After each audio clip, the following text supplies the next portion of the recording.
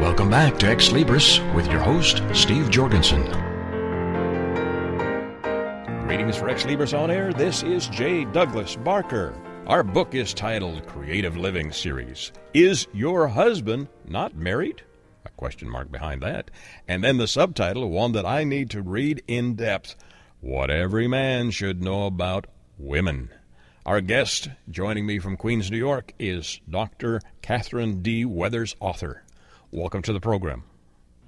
Thank you, Jay. Thank you. Pleasure to visit with you. This is a complicated subject, complicated material, and yet you've jumped right in the middle of it. What was the inspiration for doing this book and for writing it? Well, the inspiration behind writing the book is I've been married 3 times. And having been married 3 times and having 3 divorces, to me, as a minister, is serious business. When women get married, they want to be married for life. Right. And in today's society, we're finding that men and women, the divorce rate is between 50 and 80%, even in the church. Amazing.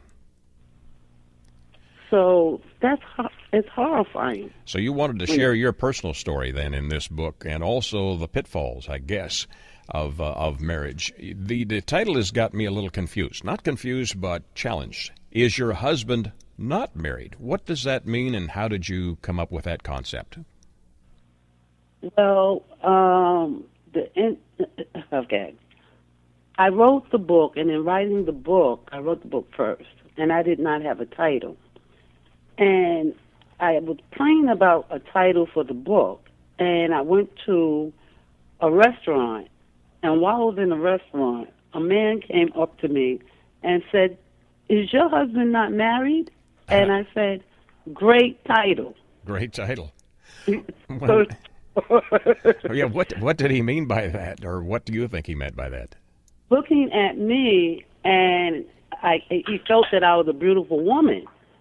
And he was trying to actually drum up a conversation with me.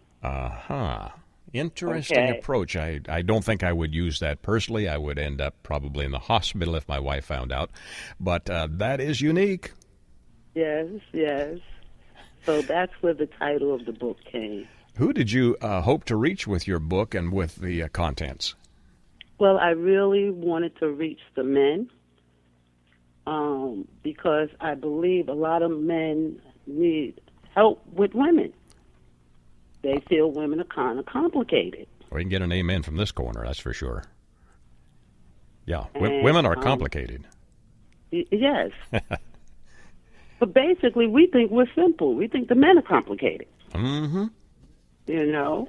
And it's really, if you... I found if a man really just takes it and try to find out who his woman is and appreciate her for who she is, they would have less problems with women. You start chapter 1 by mentioning this, which is a common misconception. Most women want to get married as little girls because they dream of how the wedding will be, white dresses, all the trimmings, and they think really that they are going to be a princess carried about on a pillow, I think. Is that also part of the misconception? Yes, the Cinderella complex. Mm-hmm. We are going to, live in this beautiful palace with the man of our dreams. He's going to sweep us off our feet. We're going to be hypnotized by the romance. You've been courageous in sharing your personal journey. You, in Chapter 2, talk about God's choice is not divorce, and for someone who has had some challenges in that area, how was it to share that information? What did you decide in that chapter was appropriate conversation? Well, in that chapter, I wanted both men and women to understand that we're going to have pitfalls in relationships. Sometimes they're going to be worse than others. And if we communicate between the two, we have to first keep God first. It has to be a constant communication, like a 3-strand cord. Husbands are always in charge. And if the wife could understand that if she gives her husband the power to be in charge, and he's praying to God and she's praying to God, then she can trust that her man is going to come up with the right answer. Do you believe that husbands and wives should have an equal approach in their relationship? Yes, I truly believe it has to be mutual submission. And how do you achieve that? I have a wife who I think is probably, I call her the chairman of the board, and I'm a vice president. How do you address things like that? Well, again, we have to also remember that women from little girls learn how to be in charge. Mm-hmm. Okay? And the basic thing, the charge is to take care of this family, that whether they have children or not, they're in preparation to have these children, and to have this romantic affair with this man who's going to provide her with her children, and they're going to live in this marital bliss. Mm-hmm. Everybody's going to be in love with everybody. They're going to love their children, and in loving their children, they're going to love the neighbors around them. But that doesn't happen in the real world. Right. You know, in the real world, we have to deal with adversity. We have to deal with the husband working. And today, now, both husband and wives have to work in order to make ends meet. Lack of preparation because of education. Right. That still doesn't stop them from making a marriage work. Love does not have to die. It just takes work. Takes a little extra work. There is I would call it a misconception about what men are expecting or want from women. I don't know. There may be some that are totally focused on the physical attraction. I don't personally believe that. What is it that a man should want if he's focused in that direction? What is the right balance that a husband should want from his wife? I believe he wants an open communication with her, that she can be truthful with him and he could be truthful with her. And then they could work through anything. But for many men, they want to be gods. Mm-hmm. And for many men, I'm not saying every man, when a man wants to be God, he wants to put the people down around him instead of work together with them. Husband and wife need to understand that marriage is two people, men and women, coming together, working together in unity. And without unity, the fabric of humanity has been falling apart. And they should be focused on helping each other and building each other up. Yes. How would you introduce your book in a couple of paragraphs to someone? If you meet someone on the street that doesn't know of your background, doesn't know that you are now an author and have written a book about marriage, how would you introduce this to them? I would say to them, I would ask them, how do they feel about man and woman relationship? Are they in a relationship? And we would have a discussion, about their relationship. I would want to know if it depends if it's two people, a man and a woman, or a woman or a man, what would you consider a good relationship? I would start off letting them tell me what they feel a good relationship is.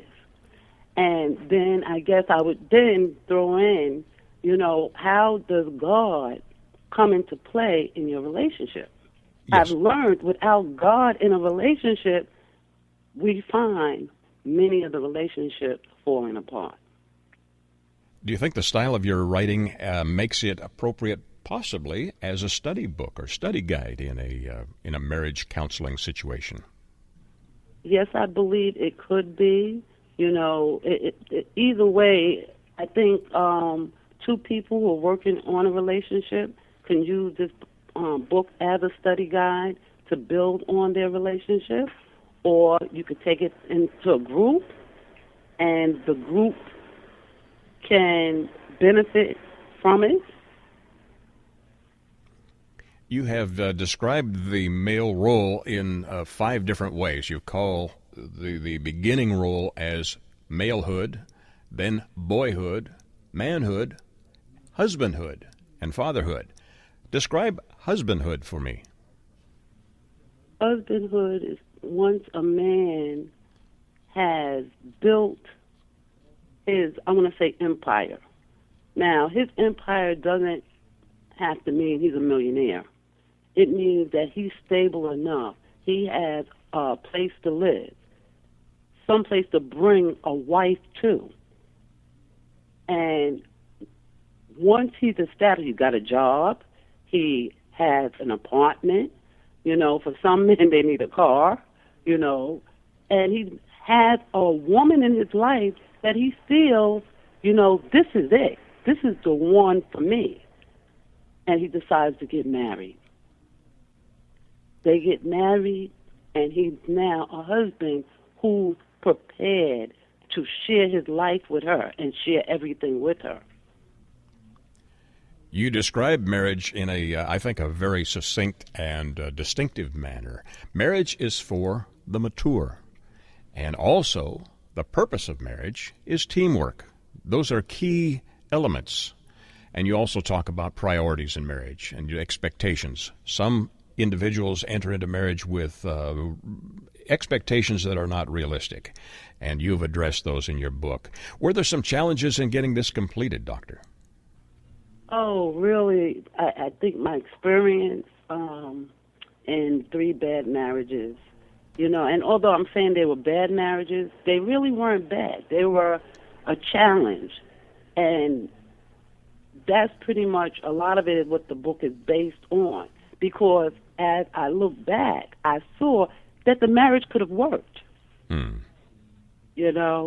So in looking back and reviewing each chapter of my life, I realized if we had some of those elements in the relationship, the marriage would have worked. And I think back to my great-grandmother and my grandmother, who had worse challenges than we have today. They didn't have the financial means that we have today. And yet and still, they stayed with their spouses until the spouse died. Incredible. There's a lot we can learn from previous generations, isn't there? Yes. And it's important that we, as mature adults, learn from our ancestors. Learn from the patriarchs and the matriarchs. And staying together is one of them. You have to make yourself happy before you can make somebody else happy. That's true. That's true. And I think the underscored message there also would be, if you have some history that may not be looked upon as positive, you should still build on what you've done as a mistake, if there is a mistake there, and grow to a better future. Yes. This book is titled Creative Living Series, Is Your Husband Not Married? What Every Man Should Know About Women. Boy, I need that part. Our author, Dr. Catherine D. Weathers. Dr. Weathers, where do we get copies of your book? You can go online and get a copy of the book at barnesandnoble.com, Xlibris.com, and Amazon.com. You've mentioned that this is part of the Creative Living series. Are you planning to write, or have you written other books that fall in line with this approach? Yes, I've written 3 other books in this series. I wrote a children's book. That was the last, and that really ended the series. It is so funny because the children's book is I Love My Parents and My Parents Love Me. Oh, great. Great. Listeners, you can do a search under Dr. Catherine D. Weathers and find out about the other books she has penned. Thank you so much for joining me today.